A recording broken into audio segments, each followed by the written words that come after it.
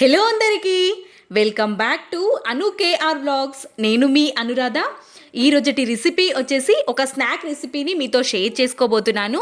చాలా టేస్టీగా ఉంటుంది, ఆయిల్ కూడా చాలా తక్కువగా పడుతుంది, హెల్తీ రెసిపీ అనే చెప్పొచ్చు.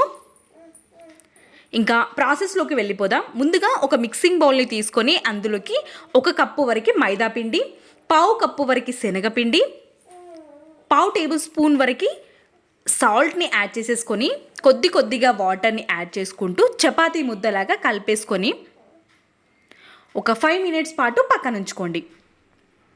ఇప్పుడు ఒక క్యారెట్, ఒక ఆలుగడ్డ, కొంచెం 1 కప్పు వరకు మెంతి కూర, స్ప్రింగ్ ఆనియన్స్ని తీసుకొని వీలైనంత సన్నగా తరుక్కొని తీసుకోవాలి.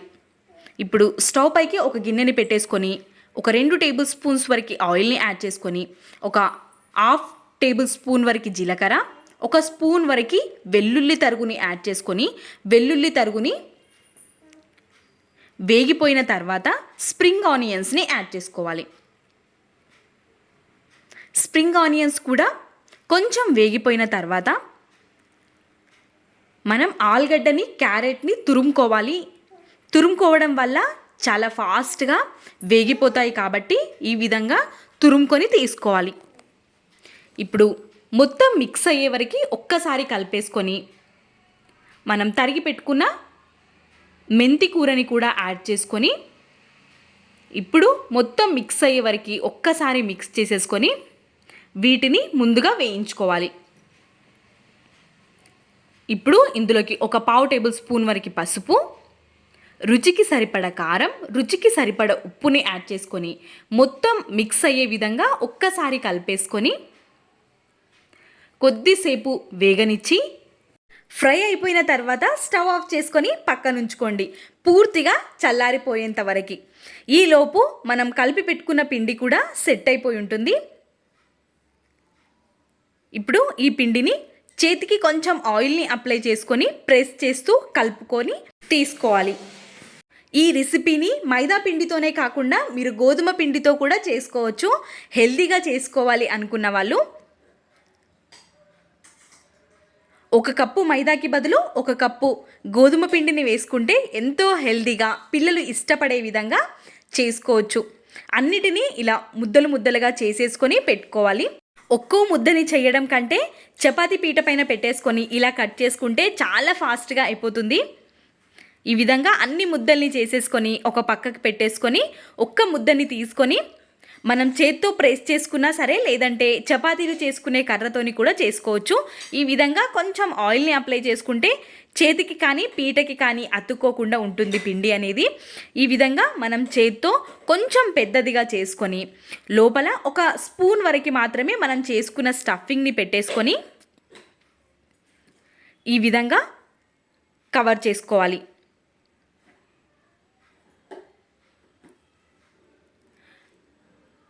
ఎక్కడ కూడా విడిపోకుండా ఇలా కంప్లీట్గా క్లోజ్ చేసేసుకొని కొంచెం ప్రెస్ చేసుకొని తీసుకోవడమే. మనకి చూడడానికి మంచిగా అనిపించడం కోసం మెంతి ఆకుల్ని ఈ విధంగా డెకరేట్ చేశాను. మీకు ఇష్టమైతే చేసుకోండి, లేదంటే లేదు. మంచిగా కనిపించడం కోసం మాత్రమే ఈ విధంగా నేను పైన మెంతి ఆకుల్ని పెట్టాను. ఇంకో దాన్ని చూసేద్దాం. ఈ విధంగా చిన్నగా ఒక పూరీ సైజ్ అంతా చేసేసుకొని లోపల స్టఫింగ్ని పెట్టుకొని ఈ విధంగా క్లోజ్ చేసేసుకొని కొంచెం ప్రెస్ చేసుకుంటే సరిపోతుంది.